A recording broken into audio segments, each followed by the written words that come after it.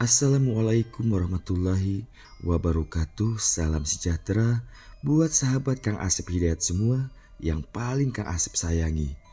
Semoga sahabat semua sehat dan sukses selalu dalam segala hal, serta dalam lindungannya. Amin ya rabbal alamin. Baik, kali ini Kang Asep kembali akan bercerita satu kisah yang tentunya masih dalam cerita misteri kisah nyata. Langsung saja kita ke bagian ceritanya. Namun seperti biasa, mari kita membaca Bismillahirrohmanirrohim. Dan inilah selengkapnya.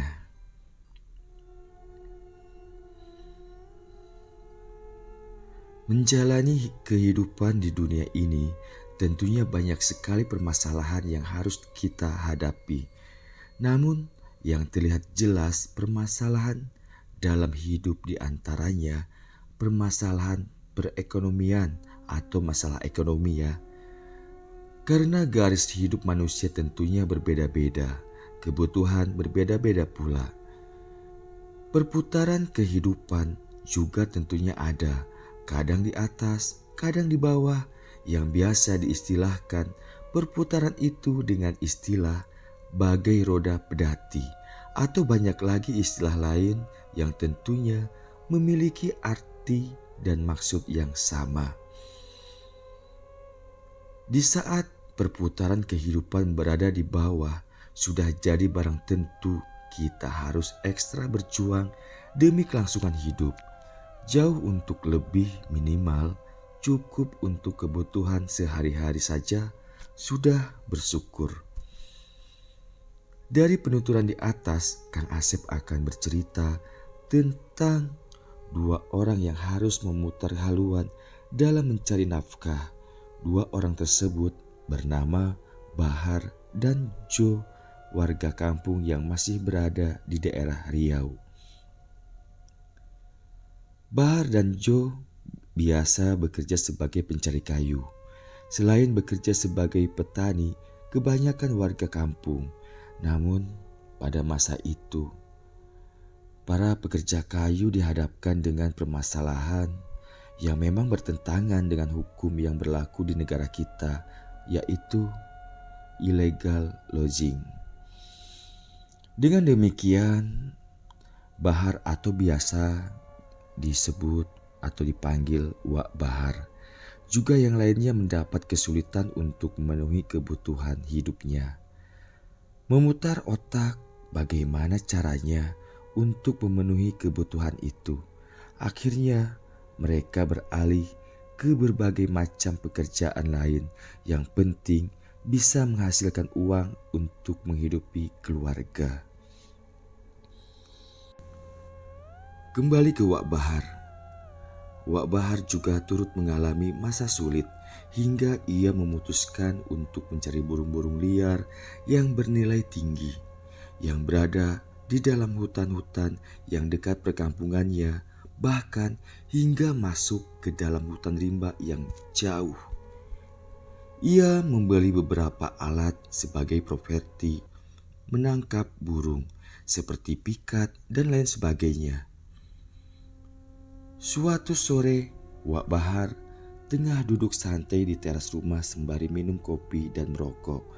Wak Bahar berencana esok pagi hendak berangkat ke hutan untuk mencari burung. Namun ia berpikir tidak asik rasanya pergi sendiri jika bersama teman, tentunya ada teman mengobrol. Ngapa menung-menung sendiri, Wak? Bahaya nanti tetego. Di saat Wak Bahar tengah berpikir siapa gerangan yang bisa diajaknya masuk hutan untuk mencari burung, tiba-tiba saja ia mendengar seseorang menyapanya. Wak Bahar memalingkan wajahnya dan memandang ke arah suara. Dan ternyata itu Jo, tetangga depan rumahnya, yang hendak pergi ke warung membeli rokok yang tak jauh dari rumahnya. "Ai, engkau rupanya." "Tak adalah Jo, aku ni tengah berfikir esok pagi aku nak masuk hutan tapi tak ada kawan." Demikian ucap Wak Bahar kepada Joe. Oh, kalau tak sama aku je, Wak.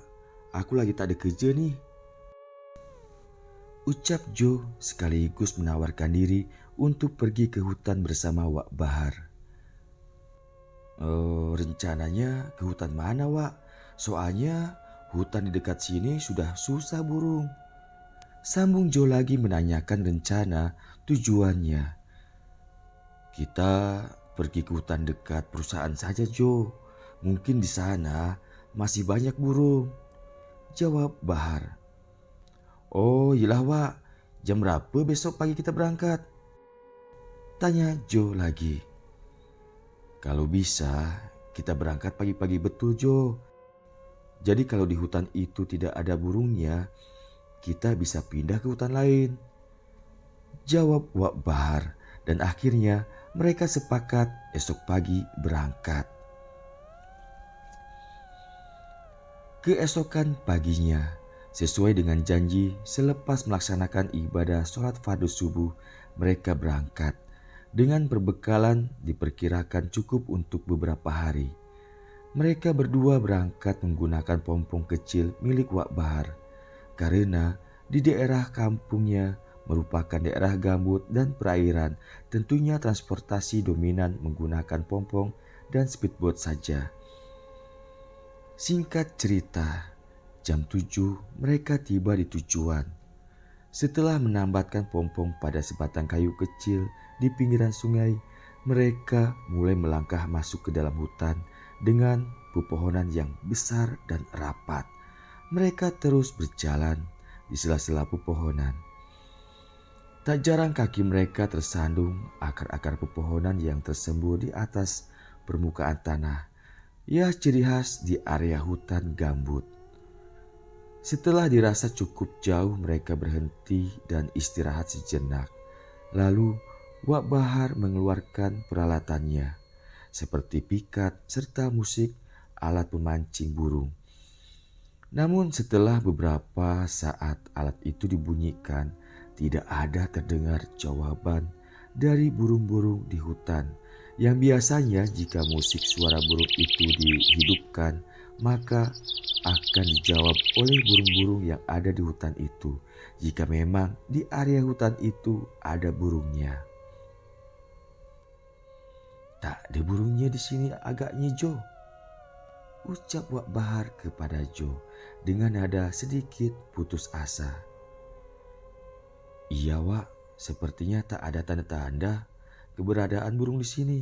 Mungkin karena tak ada pohon yang sedang berbunga atau berbuah, jawab Joe, dan berpendapat jika burung-burung itu tidak ada dikarenakan tidak adanya pepohonan yang sedang berbunga serta berbuah. Wak Bahar sejenak hanya diam. Ia menghela nafas berat. Lalu ia berkata, bagaimana kita pindah saja ke hutan lain, Joe? Kita ke hilir je ya. Wak Bahar memberi usul untuk pindah ke hutan lain di hilir, yakni lebih dekat dengan kampung mereka. Terserah Wak aja, aku ngikut, jawab Joe singkat. Lalu tanpa berbasa-basi mereka mengemasi barang-barang dan kembali menuju pompong di pinggiran sungai. Dengan sedikit rasa kecewa, mereka berdua kembali melakukan perjalanan dengan menyusuri sungai. Namun kembali yang namanya rezeki tentunya sudah ada yang mengatur. Kita sebagai manusia hanya berusaha. Demikian hati Wak Bahar berpikir. Ya, menyenangkan hatilah. Wak Bahar bersama Joe terus menelusuri sungai. Pandangan matanya melihat ke kiri dan ke kanan, melihat area hutan yang mungkin banyak burungnya. Hingga tiba di suatu sungai yang bertemu dengan sebuah parit kecil yang mengarah masuk ke dalam hutan. Di persimpangan antara sungai besar menuju masuk ke bagian parit kecil dengan luas kira-kira 3 meter itu, di kiri dan kanannya terdapat pohon dengan ukuran lumayan besar dan rimbun, sehingga kedua cabang dahan pohon itu menyatu. membentuk gerbang gapura alam yang bernuansa mistis. "Jo, berhenti di sini sebentar. Sepertinya ada parit masuk ke dalam," ujar Wak Bahar meminta untuk berhenti kepada Jo. Karena saat itu Jo yang mengemudikan pompongnya. Setelah berhenti tepat di persimpangan parit itu, sejenak mereka memperhatikan situasi di area tersebut. Lalu Wak Bahar berkata, "Jo, sepertinya di hutan parit ini jarang dimasuki orang karena jalan masuknya banyak semaknya," ujar Wak Bahar ke Jo. "Iya Wak, sepertinya begitu. Mungkin sudah lama tak dilewati orang. Bagaimana Wak, kita masuk ke sini?" jawab Jo. "Ayolah, mudah-mudahan banyak burungnya di sana," ujar Wak Bahar semangat. Lalu akhirnya mereka sepakat untuk memasuki parit itu. Wak Bahar yang duduknya berada di haluan pompong mengeluarkan golok dari sarungnya yang ia ikat di pinggang untuk menebas ranting-ranting kayu di area masuk ke dalam parit itu. Setelah dirasa cukup, perlahan mereka masuk dengan pompongnya. Di saat melintas di bawah pohon berbentuk gerbang masuk parit itu, Wak Bahar seperti mendengar suara bisikan. "Ayo, masuk dan tolong aku." Sontak Wak Bahar terkejut. Ia palingkan muka ke kanan dan ke kiri. Lalu ia bertanya ke Jo. "Jo, engkau cakap apa?"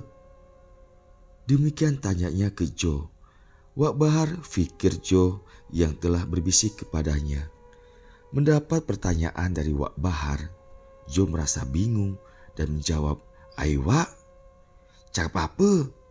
Aku tak bercakap," ucap Jo sembari tersenyum menganggap Wak Bahar lucu. Wak Bahar terdiam mendengar jawaban Jo yang mengatakan jika ia tidak berbicara sama sekali. Padahal Wak Bahar sangat yakin ketika masuk parit melintas di bawah pohon tadi jelas ada yang berbicara dengan berbisik. Bahar dan Jo terus masuk menyusuri parit itu yang diyakini mereka jika parit itu sudah sangat lama tidak dimasuki orang. Hingga tiba di dalam hutan yang rapat dengan pepohonannya yang besar. Mereka memutuskan untuk berhenti dan menambatkan pompongnya pada sebuah batang kayu di pinggiran parit tersebut. "Kita berhenti di sini saja, Jo. Siapa tahu banyak burungnya karena aku lihat banyak pohon yang berbunga dan berbuah. Mestilah banyak burungnya," ujar Bahar ke Jo.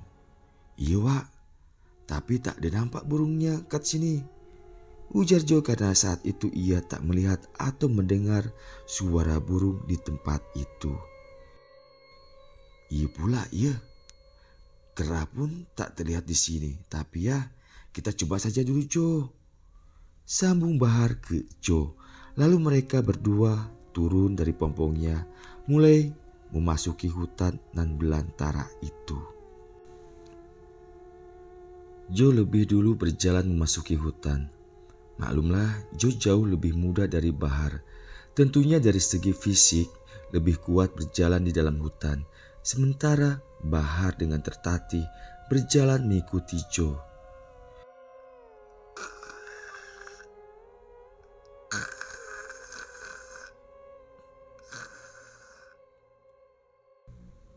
Di saat tengah berjalan, tiba-tiba saja Wak Bahar mendengar suara aneh dari sebelah kirinya.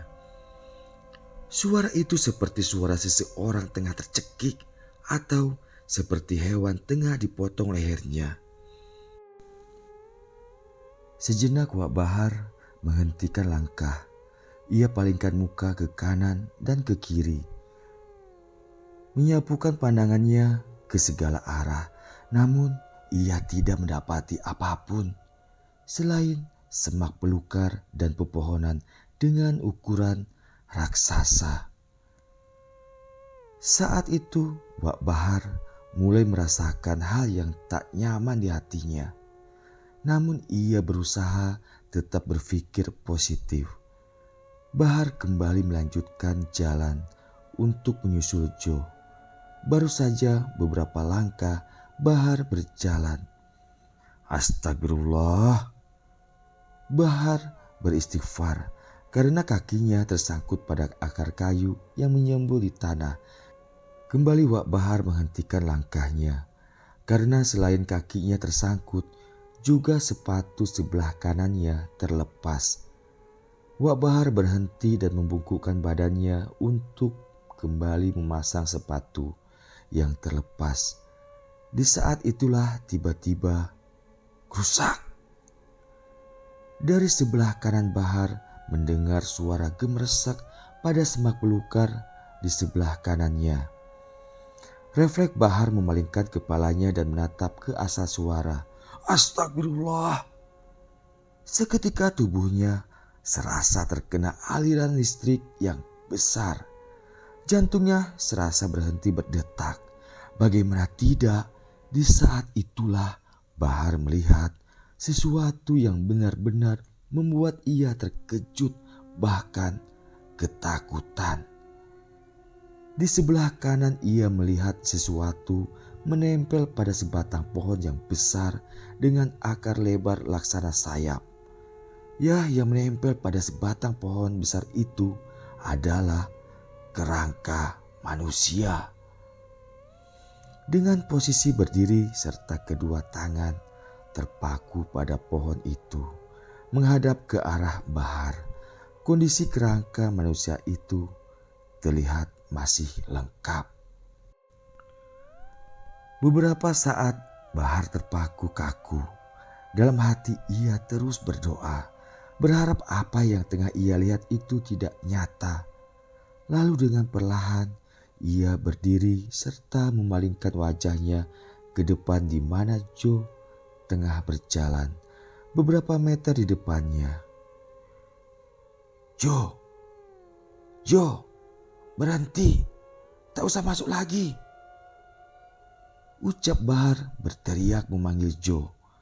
Mendengar Bahar memanggil dengan suara keras, sontak Jo merasa heran dan seketika ia berbalik dan memandang ke arah Bahar. Astagfirullah, Wak. Ucap Jo beristighfar dengan raut wajah terlihat pucat pasi. Lalu Jo memalingkan wajah serta pandangannya ke arah lain. Terlihat tubuhnya gemetaran, layaknya seperti orang tengah ketakutan. Mungkin Jo melihat juga apa yang dilihat Wak Bahar sebelumnya. Jo, engkau lihat juga kan? Tanya Wak Bahar dengan suara bergetar. Iya Wak, aku tengok juga. Jawab Jo membenarkan. Balik gitu Wak, tak baik nampaknya tempat ni. Ucap Jo lagi. Lalu tanpa kata terucap sedikit pun dari mulutnya, Bahar berjalan dengan tergesa-gesa mendekati Jo. Tanpa sanggup melihat ke belakang, mereka terus berjalan di celah rapatnya pepohonan di hutan itu. Mereka memutuskan untuk berputar arah menuju ke tepian parit di mana pompong mereka tertambat. Walau sebenarnya pompong mereka tidaklah jauh dari tempat di mana mereka melihat ada kerangka manusia di pohon itu. Namun mereka harus melewati pohon di mana kerangka manusia itu berada. Karena rasa takut yang teramat sangat, mereka memilih jalan lebih jauh daripada harus melewati kerangka itu. Memang terkesan konyol apa yang mereka lakukan saat itu.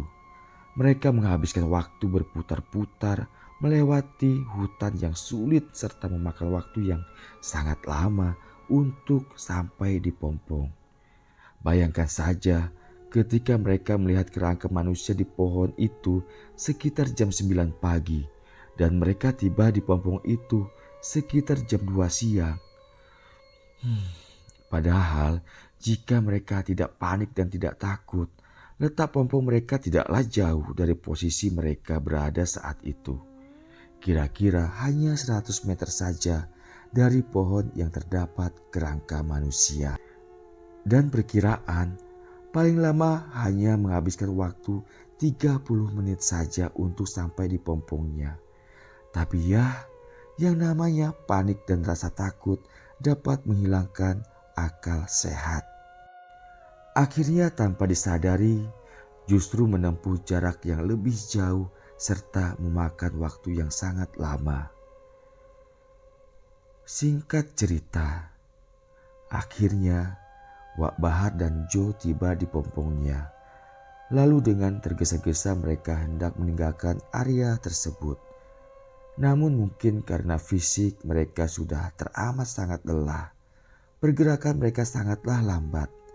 Karena sulitnya jalur parit itu, karena memang parit itu sudah sangat lama tidak dilalui oleh manusia, sehingga banyak semak belukar serta dahan-dahan kayu yang tumbuh di sepanjang parit menjulur ke bagian parit. Dengan demikian pompong mereka berulang tersangkut pada dahan kayu atau semak belukar. Di perjalanan keluar dari parit itu juga ternyata selain sulit karena banyak hambatan, mereka terus mendapat gangguan dari hal yang tidak terlihat oleh mereka.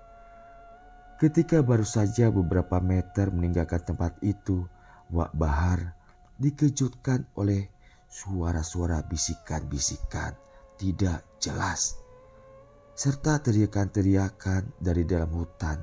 Suara bisikan serta teriakan itu seperti seseorang yang meminta tolong. Tolong, woi, jangan pergi. Tolong aku, woi. Tiba-tiba saja Jo mengurangi kecepatan pompongnya, bahkan nyaris menghentikannya. Tentu saja hal itu mengundang pertanyaan dari Wak Bahar. "Ada apa Jo? Kok berhenti?" tanya Wak Bahar heran. "Wak, dengar gak barusan seperti ada suara berteriak meminta tolong dari hutan?" ucap Jo bertanya balik ke Wak Bahar.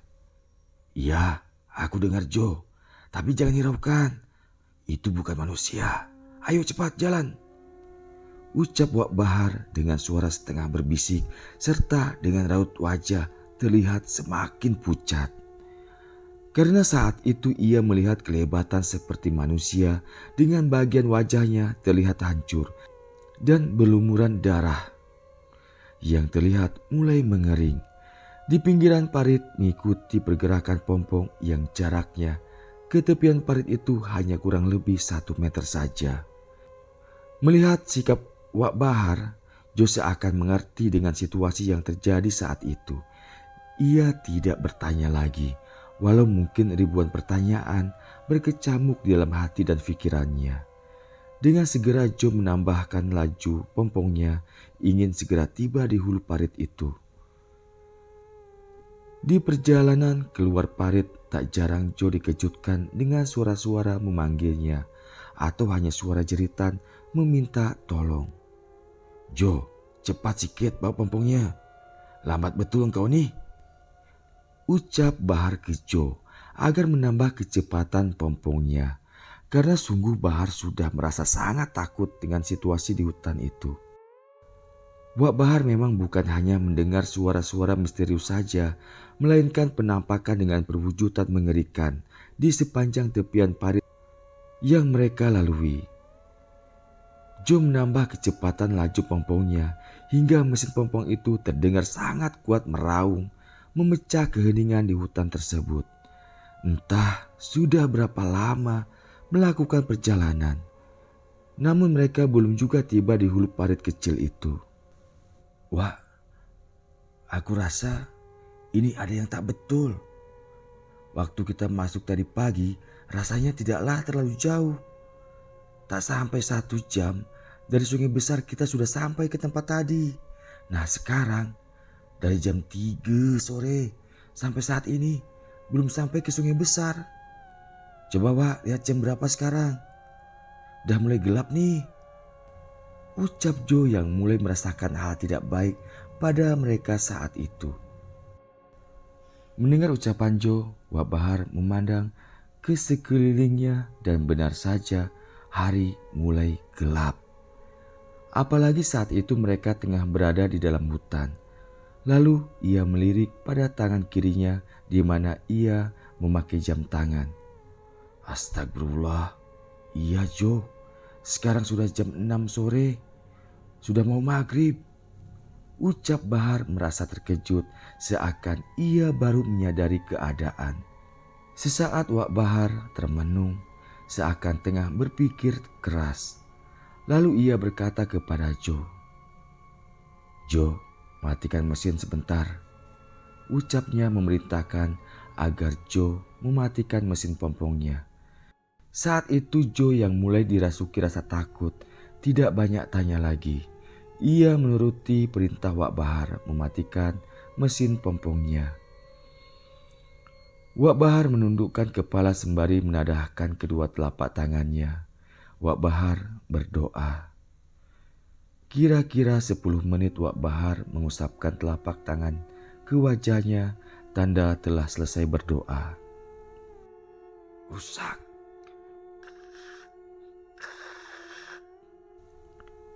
Tiba-tiba saja terdengar suara gemeresak dari segala arah, seakan sesuatu dengan jumlah banyak serentak mendatangi Bahar dan Jo.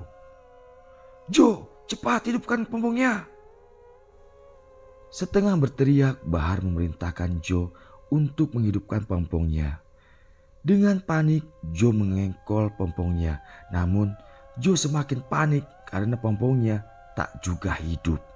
Sementara suara geraman dan suara-suara aneh terdengar semakin dekat dari arah kiri dan kanan mereka. Ayo cepat Jo, teriak Bahar. "Iya Wak, ini gak mau hidup juga," jawab Jo panik. "Cobalah baca bismillah dulu Jo," ucap Bahar lagi semakin panik.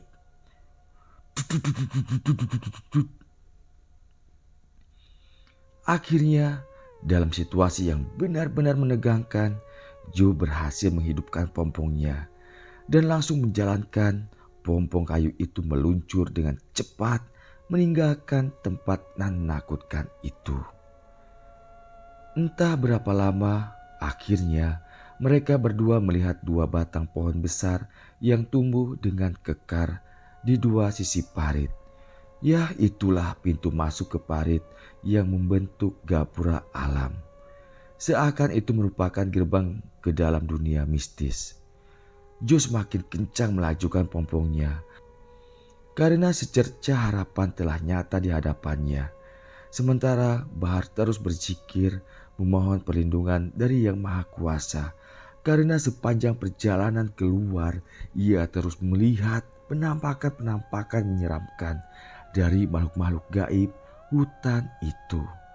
Bahkan tak jarang tangan-tangan makhluk itu menggapai berusaha menarik tubuhnya. Blus! Dengan kecepatan tinggi, akhirnya mereka dapat melewati gerbang parit itu tanpa menoleh kembali ke arah belakang mereka. Terus melaju, sempat mereka mendengar dari arah belakang suara jerit tangis meminta tolong. Namun Bahar dan Jo terus melaju menuju pulang. Singkat cerita, kira-kira jam 11 malam Bahar dan Jo tiba di rumahnya. Tanpa banyak berbicara mereka pulang ke rumah masing-masing. Namun ketika baru tiba di pelantar rumah Wak Bahar, sempat ia berkata kepada Jo, "Jo, apa yang kita alami tadi jangan kau cerita-cerita ke orang lain ya. Biar saja ini jadi rahasia kita." "Iya Wak," jawab Jo singkat. Tanpa bertanya apa alasan Wak Bahar merahasiakan hal itu. Lalu mereka masuk ke rumah masing-masing. Setibanya di rumah, istri Wak Bahar terkejut melihat suaminya tiba-tiba pulang malam hari. Karena sebelum berangkat Wak Bahar mengatakan jika ia akan manda hingga beberapa hari. Setelah bebersih diri, Wak Bahar langsung istirahat hendak tidur karena ia benar-benar merasakan sangat lelah. Namun sudah beberapa saat ia berusaha untuk tidur, Wak Bahar tak dapat jua terlelap tidur. Pikirannya terus terbayang dengan apa yang ia alami tadi di hutan. Hingga terdengar azan subuh dari masjid, barulah ia merasakan kantuk dan tertidur. 6 tahun kemudian, malam itu selepas melaksanakan sholat fardu Isya, Kang Asep duduk di depan rumah mertuanya. Karena beberapa hari itu Kang Asep bersama keluarganya tengah mudik dikarenakan ayah mertuanya baru beberapa hari yang lalu meninggal dunia. Dan Kang Asep memutuskan setelah mendoa 7 hari ayah mertuanya meninggal baru kembali pulang ke Pekanbaru. Sembari merokok, Kang Asep mengutak-atik ponselnya. Ya, ia tengah membalas komen-komen dari channel YouTube Kang Asep Hidayat Official dan dari grup cerita horor dari kisah nyata dan fiksi. Tiba-tiba saja ada seseorang yang menyapanya. "Ngapa menung-menung sendiri, Bang?" tanya seseorang itu. Seketika Kang Asep mengalihkan pandangan dari ponsel ke sumber suara. Pak Aci, tak adalah, ini lagi balesin komen dari teman-teman. Jawabnya sembari tersenyum ramah, dan ternyata yang menyapanya tadi adalah Pak Ci dari istrinya Kang Asep. Pak Ci istrinya tentunya Pak Cinya Kang Asep juga. Lalu Pak Ci yang bernama Pak Ciin itu duduk di bangku kayu bersebelahan dengan Kang Asep. Mereka mengobrol, mulai bertanya kapan kembali ke Pekanbaru hingga bercerita tentang hal mistis. Yang tentunya itu hobi Kang Asep. "Bang, kalau mau dengar cerita mistis, yuk ikut saya ke rumah teman. Karena dia sering keluar masuk hutan dan katanya dia sering mengalami hal menakutkan ketika di hutan." Demikian ucap Paci. Dengan senang hati Kang Asep menyambut tawarannya. Dan saat itu juga Pak Ciin bersama Kang Asep atau Kang Dayat pergi ke rumah yang dimaksud Pak Ci. Singkat cerita, mereka berdua tiba di sebuah rumah. Setelah mengucapkan salam, akhirnya kami bertemu dengan teman Pak Ciin itu. Walau harus beberapa saat menunggu karena temannya Pak Ci itu tengah di luar. Di ruang tamu dengan temaram minimnya cahaya lampu, di rumah itu kami mengobrol. "Wak, ini Kang Asep dari Pekanbaru, nak jumpa Wak," ucap Pak Ciin mengawali obrolan. "Oh ya, kenalkan nama saya Dayat Wak," ucap Kang Asep sembari menyodorkan telapak tangan kepada pria parubaya di hadapannya. "Oh ya, saya Bahar, biasa orang sini nyebut saya Wak Bahar," jawab pria itu menyebut namanya juga. Setelah sedikit berbasa-basi, akhirnya mulai membahas maksud dan tujuan mereka berdua datang malam-malam bertamu. Dengan penuh semangat Wak Bahar bercerita beberapa pengalaman mistisnya ke Kang Asep. Dari beberapa cerita, Kang Asep tertarik dengan cerita tentang misteri parit joker merah. Namun disayangkan, Kang Asep tidak mendapatkan informasi histori dari parit itu. Hanya konon dahulunya itu salah satu parit akses para pencari kayu pada masa maraknya illegal logging di wilayah tersebut. Wak Bahar bersama Joe semenjak hal menakutkan itu terjadi, secara diam-diam mencari tahu apa sebenarnya yang telah terjadi di parit dan hutan itu. Namun hingga saat itu bertemu dengan Kang Asep, mereka berdua tidak mendapatkan informasi yang jelas apa sesungguhnya yang pernah terjadi di hutan tersebut, yang mungkin saja pernah terjadi kasus pembunuhan atau apalah.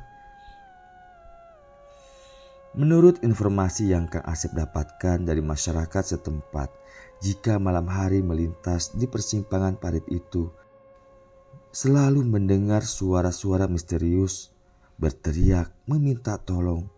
Wallahu a'lam. Di akhir obrolan dengan Kang Asep, Wak Bahar berkata jika suatu saat ia akan kembali ke hutan tersebut. Namun Wak Bahar tidak menjelaskan secara detail apa tujuannya akan ke sana. Ia hanya berkata, mungkin ada jasad yang terabaikan di sana dan meminta pertolongan, dan saya insya Allah akan menolongnya jika memang ada di sana. Demikian tutup ceritanya. Ya, semoga saja niat Wak Bahar dapat tercapai serta semoga senantiasa Allah selalu melindunginya. Amin. Selesai. Demikian akhir dari kisah misteri Parit Joker Merah. Semoga berkenan dan mohon maaf jika banyak kekurangannya. Kang Asep akhiri. Wassalamualaikum warahmatullahi wabarakatuh.